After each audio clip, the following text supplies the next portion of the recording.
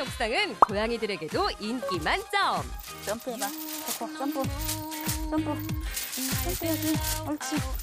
짙은 무늬, 매서운 카리스마. 올해로 4살이 된 백호. 백호와 닮은 이 녀석은 순둥순둥한 이 집의 막내. 발끝부터 머리끝까지 사랑스러운 원더. 드디어 등장한 오늘의 주인공. 늘 화가 나 있는 앵그리캣 뿌띠입니다. 놀 때는 화 안 내거든요. 원래 이렇게 옥상을 잘 개방해 주세요?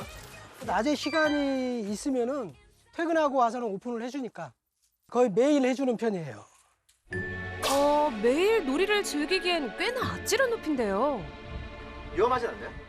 난간에 애들이 이쪽은 못 올라가는데 이쪽은 올라가더라고요. 그래서 이 컵에다가 물을 담아놓고 아이들이 한번 뛰다 보면 물이 흘러요, 이렇게. 그러다 보면 몸에 물 젖는 게 싫다 보니까는 한두 번 뛰다가 이쪽으로 이제 절대 안 뜁니다. 그러니까 안전하다, 안전장치라고 보시면 되죠. 손재주가 좋은 보호자의 또 다른 작품. 바로 마음껏 바깥 세상을 구경할 수 있는 공간인데요. 이야, 전망 좋다. 호기심 많은 녀석들이 자주 찾는답니다. 뷰가 좋구만. 옥상이 이 정도면 집안은 어떨지 기대가 되는데요. 예상대로 고양이를 사랑하는 마음이 곳곳에 배어 있습니다. 덕분에 호강한다오. 고양이 통로를 따라 방으로 들어가면 또 한 마리를 볼 수 있는데요. 겁 많고 소심한 루이입니다. 이 집엔 어떤 문제가 있는 걸까요? 저희 뿌띠가 셋째인데 큰 애하고 막내를 원더를 많이 괴롭혀요. 가지 많은 나무에 바람 잘 날없다는 뜻이 장난이 아닌 도를 넘어선 굉장히 상처를 내서 이제 물어 뜯기까지 하는 그런 심각한 상황이 발생이 되더라고요. 눈앞에서 우연히 마주친 두 녀석. 뿌띠가 원더의 뒤를 쫓아가더니 뒤에서 덮칩니다. 돌아가는가 싶더니 다시 유턴. 숨어있는 원더를 끊임없이 압박합니다.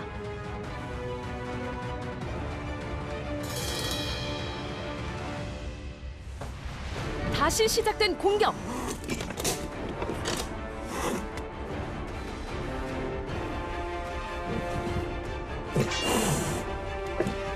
뿌띠의 분노 스위치가 좀처럼 꺼지지 않는데요. 뿌띠. 보호자가 나타나자 아무 일도 없었다는 듯 자리를 뜹니다.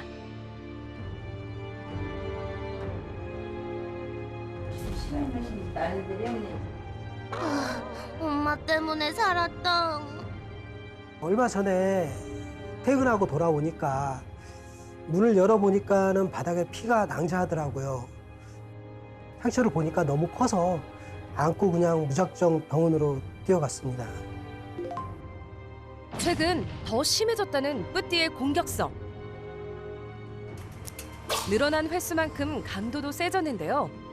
더욱 심각한 건 녀석의 공격 대상이 원더뿐만이 아니란 거죠. 나 아파 좀. 뿌띠가 원더 말고 다른 아이도 공격하나요? 네, 뿌띠가 그 원더 말고 루이도 꽤 많이 이제 공격을 하는 편이에요.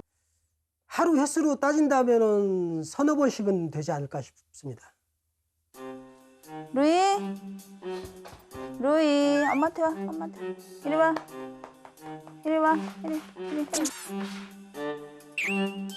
감히 엄마 옆자리를 차지해? 아이, 뿌띠, 너 안 불렀어. 엄마한테 와. 엄마한테. 아찔아. 루이가 거세게 저항하자 한 발 물러서는데요. 나 삐뚤어질 거야. 루이는 보호자 곁에서 떨어질 생각이 없어 보입니다. 여기가 바로 천국이구나. 보호자 곁을 떠나지 않고 주변에서 머물던 뿌띠에게도 기회가 찾아온 것 같은데요. 옳지. 이리 와. 엄마한테 왔어? 그때 앉아? 앉으세요. 앉으세요.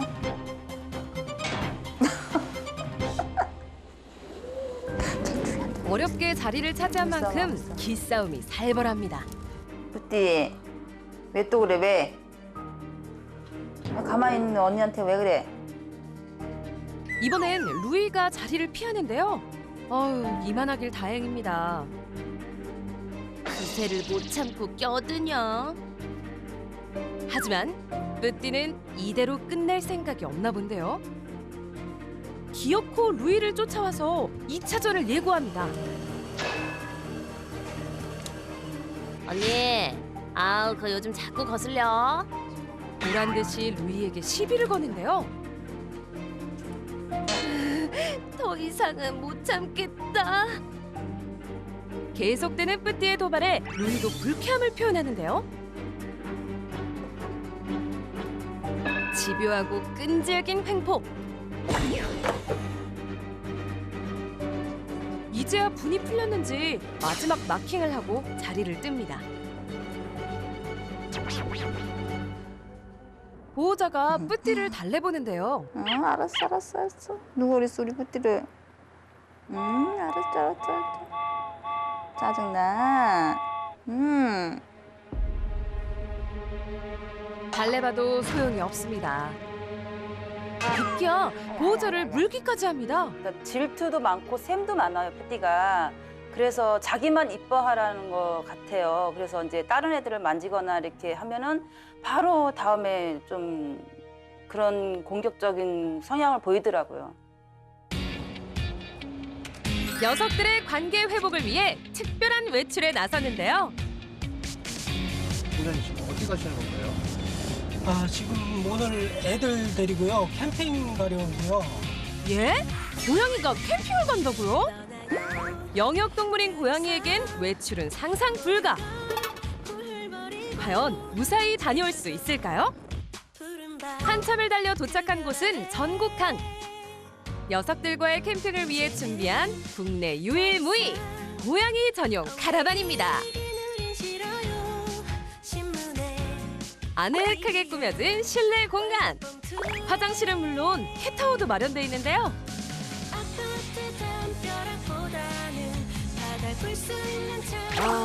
내 집 같은 편안함이다오. 어우, 숨숨집도 있답니다. 오랜만에 보호자들도 여유를 만끽합니다. 한편 고양이들은 뭘 하고 있을까요? 프로 캠핑러 데코와 원더는 바깥 구경 중이고요. 루이도 보금자리를 찾았습니다. 캠핑 나쁘지 않네. 루이 앉아. 루이야, 앉아. 먹고 싶어 봐봐. 뿌띠 먹어. 주변의 우려에도 불구하고 고양이들과 캠핑을 시작하게 된 이유가 있다는데요. 집에 있을 때보다 의외로 나오면은 다 잘 놀고 뭐 싸우는 것도 없이 서로 또 구루미도 해주고 이러니까 다행히 애들이 잘 놀고 적응도 잘하더라고요. 반신반의했지만 효과가 있었던 거죠. 나오면은 전우애가 생기는 것 같아요. 굉장히 돈독해지고 그래서 또 그렇게 해서 집으로 가면은 그게 또 여운이 남아 있어서 싸우는 것도 좀 덜하고 그렇습니다. 집으로 돌아가는 차 안. 마주치기만 하면 으르렁대던 녀석들이 웬일로 함께 잠을 청합니다. 정말 캠핑 효과가 있는 걸까요? 이 모든 의문과 앵그리 캣 뿌띠의 화를 잠재우기 위해 김쌤이 출동했습니다. 안녕하세요. 네, 안녕하세요. 안녕하세요. 김혁철 수의사입니다. 반갑습니다. 반갑습니다. 아, 더운데 먼 길 오셨네요. 날씨가 이제 진짜 여름이네요. 너무 더워요. 너무 더워. 집에 특별한 아이들만을 위한 공간이 또 있다고 제가 들었거든요. 예, 이쪽 베란다 쪽에 뭐 잠깐 아. 이렇게 뭐 해놓은 건데 먼저 옥상 환경부터 점검해 볼까요? 여기 공간 자체는 아이들 좀 야생 본능을 충분히 좀 많이 네. 채울 수 있는 공간이라서 네. 되게 아이들한테 개방되면 좋은 공간은 많네요. 네. 근데 이게 딱 한 가지 좀 위험해 보이는 부분. 네. 네. 이게 잘못하면 이 정도 높이는 고양이들은 까딱하면 뛰어넘을 수 있거든요. 그래서 이렇게 두꺼운 철망으로 하면은 이렇게 잡고 올라가서 요런 걸로 하니까 이제 요까지는 하는데 요 이상은 안 올라갑니다. 근데 안 올라가. 이 고양이들 하이라이즈 신드롬이라고 네. 제가 이제 진료 보다 보면 1년에 한 서너 마리가 와요. 그냥 난생 처음 어쩌다 한 번 네. 뛰어내려가지고 네. 그 부분 한 번 일어나면 일어난 거거든요. 그렇죠. 상황이. 그래서 그거는 좀 신경을 써주셔야 될 것 같고 보통 이게 관리를 좀 더 하신다는 거는 이걸 높이를 조금 더 높이시고요. 네. 이 끝부분을 안쪽으로 네. 각도를 이렇게 주시면 네, 네. 이렇게 매달려서 올라갈 수는 없어요. 그렇죠. 그래서 윗부분을 안으로 꺾어서 네.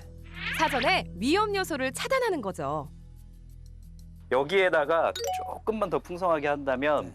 캣그라스 같은 거 애들 좋아하는 풀 있잖아요. 네. 고양이 풀 같은 거를 요렇게 좀 화분 몇 개 해주시고 훨씬 재밌게 놀 수 있을 것 같아요. 그리고 안전하게. 네, 알겠습니다. 참고하겠습니다. 사실 담요 과정에서 합사 문제 그리고 아이들 싸우는 문제가 진짜 많아요. 네. 근데 이 집은 지금 좀 특별한 게 뿌띠가 특정 그냥 어떤 한 마리 고양이만 사이가 안 좋은 게 아니고 좀 전반적으로 사이가 안 좋잖아요. 네. 이 일대 다수의 관계는 이게 가장 중요해요. 이 고양이를 어떻게 스트레스 정도를 낮춰주느냐. 그거를 캄다운 해줘야지 그래야지 그 다음에 관계 개선은 할 수 있는 거고. 그래서 일단은 그런 단서들을 좀 찾아보겠습니다. 네. 네. 이 집의 트러블 메이커였던 뿌띠. 이게 전형적이네요. 구석에 몰아놓고 자기가 싫어하는 고양이 이제 공격하는. 이제 여기는 공격하는 고양이고 저기는 희생 고양이. 구석으로 숨고 삭질하고 방어적 공격수거든요. 원더의 움직임에 대해서 얘는 계속 일정 수준의 불안감을 느낀다는 거거든요. 제가 혹시라도 이렇게 다니는 것 때문에 나한테 어떤 피해가 오지 않을까 라는 거에 대해서 항상 의식을 하고 있고 그러다 보니까 그 정도가 좀 넘어가면 쫓아가고 공격하고 구석에 몰고 뿌띠가 결국 다른 고양이들을 공격하는 이유는 뿌띠가 평소에 가지고 있는 스트레스 지수가 되게 높다라는 부분이에요. 근데 과연 왜 스트레스 지수가 얘가 왜 높을까? 뿌띠는 좀 예민한 성격이라서 아이가 좀 짜증내는 자극은 최대한 빼줘야지 다른 고양이랑 또 잘 지낼 수 있어요. 그동안 뿌띠가 공격적인 모습을 보인 이유는 스트레스였는데요. 그 스트레스의 원인부터 찾아볼까요? 먼저 보호자의 행동부터 살펴봅니다. 아야야야야. 아, 방금 터치는 분명히 뿌띠가 싫어하는 자극. 특히 뿌띠 성격에는 저런 터치가 저런 것도 이제 스트레스 누적이 돼요. 저는 이렇게 뭐 마사지라 해야 되나 그런 식으로 약간 만졌는데 저런 행동을 하더라고요. 자칫 뭐 우리가 오해하기는 뿌띠도 장난을 하려는가 보다. 네. 라는. 전혀 아니에요. 뭐하냐 엄마한테. 꼬리를 잡는 행동도 서슴지 않았는데요. 방금은 최악이에요, 최악. 고양이 꼬리 잡는 거는 제일 싫어해요, 애들이. 터치하는 것 중에. 그러니까 우리도 장난삼아 그러기는 하는데. 음. 네. 심지어 목덜미를 잡아서 옮기기까지. 김쌤, 이거 괜찮나요? 이것도 절대 하면 안 되는 행동 중에 하나. 그러니까 고양이 목덜미를 이렇게 움켜잡는 게 과거에는 이게 어미 고양이가 새끼를 이렇게 운반할 때 쓰는 방법이어서 애들이 편안함을 느낀다 라고 이제 알려져 있었고 실제로 동물병원에서 저런 보정법을 썼어요. 저도 썼었고. 근데 이제 최근에 연구가 계속 이제 행동학적으로 진행이 되면서 저 행동, 스크러핑 행동을 하는 거는 고양이가 불안감을 느낀다라고 이제 밝혀졌거든요. 그래서 저기를 딱 잡으면 의식은 있는데 몸이 마비되는 거예요. 그래서 사람으로 치면은 그 가위 눌리는 것처럼 예, 예. 가위 눌리면 여기 뭐가 오는데 몸이 안 움직이니까 공포스럽잖아요. 근데 고양이들도 똑같이 그걸 느껴서 점점 저 부위를 만지는 것에 대해서 예민해져요. 자주는 안 하는데 이제 안고 싶을 때 안 안기니까. 혹시 그 전에 강아지 반려하셨던 경험 네. 있으신가요? 네네. 실제로 제가 이렇게 행동학 상담을 하다 보면 강아지를 길렀다가 고양이를 기르기 시작한 집에 행동 문제가 좀 많아요, 고양이들이. 이제 행동학자들이 항상 하는 이야기가 고양이는 작은 개가 아니다. 서로 다른데 그 전에 반려했던 습관이 남아서 고양이한테 하다 보면 고양이들이 스트레스를 받아요. 이제라도 조심히 다뤄주자고요. 관계 회복을 위한 보호자의 노력, 바로 캠핑이었는데요. 안에 캣타워도 준비해 주셨고 그리고 화장실 공간, 심지어 숨는 공간까지. 기본 이제 필수 요소를 이제 움직이는 영역처럼 일단 꾸며 놓으셨는데 신경을 엄청 많이 쓰셨는데 이거는 보통 정성으로 이렇게 안 될 것 같은데. 캠핑을 즐겼던 백호와 원더. 하지만 뿌띠와 루이는 조금 소극적인 모습을 보였는데요. 강아지랑 고양이랑 가장 큰 차이점이 뭘까요? 산책? 산책? 그것도 맞아요. 또 진짜로 다른 부분 하나는 강아지는 보호자만 있으면 돼요. 근데 고양이는 보호자 중심이 아니에요. 보호자만 있으면 돼가 아니고 영역이 더 중요해요. 그러다 보니까 이렇게 뭔가 캠핑을 따라 나가고 그다음에 바깥에서의 활동을 할 수 있는 고양이는 정말 뭐 상위 1% 정도의 성향인 아이들. 그런 아이들이 어려서부터 이게 반복 노출이 되면 그냥 할 수 있게 되는 거거든요. 대부분 베이스는 못하는 게 많고. 근데 여기서는 너무 극명하게 못하는 아이들이 있어요. 저는 솔직히 말씀드리면 캠핑을 가실 때 애들을 데려가는 거는 안 하셨으면 좋겠어요. 물론 처음에도 저는 그런 생각을 하긴 했는데 한 번 나가고 두 번 나가고 나가 보니까는 아이들한테도 반응이 꽤 좋단 말입니다. 어떤 식으로 반응이 좋았을까요? 아이들이 우선 뭐 붙어 있어도 싸우지도 않고 그 사이도 좋아 보이고. 그거는 낯설어서. 평소랑 다르니까 신경 쓸 게 너무 많은 거예요. 그리고 집에 놔두고 오는 것보다 내가 데리고 가는 게 훨씬 더 나을 것 같기도 하고. 어떤 면에 있어서 더 나을까요? 내 마음? 그렇죠. 제가 보는 딱 관점의 포인트는 그거예요. 이 캠핑이 고양이들과 함께 가는 이 캠핑이 고양이들한테 훨씬 더 플러스 요인이 많을까? 아니면 보호자분의 어떤 마음의 안도감을 위한 부분이 클까에 대해서 저는 그 부분에 대해서 이제 생각을 해봤거든요. 근데 지금 집에 있는 4마리 고양이들한테 제가 고양이 말을 할 수 있으면 각자의 의사를 물어보고 싶기는 해요. 너 오늘 나갈래? 아니면 집에 있을래? 집이요. 제가 정리를 한번 해볼게요. 뿌띠같이 항상 스트레스가 꽉 차 있는 애들은 그 스트레스가 생기는 원래 있던 성향을 이제 와서 다 큰 성인이 갑자기 바뀌지 않아요. 그걸 바꾸는 거는 사실은 어렵고 아이를 어떻게 하면 잘 핸들링 할지 그리고 아이가 어떻게 충분히 스트레스를 해소하면서 매일을 지낼 수 있을지 요거에 포커스를 맞춰서 오늘 솔루션을 진행하겠습니다. 네, 알겠습니다. 알겠습니다.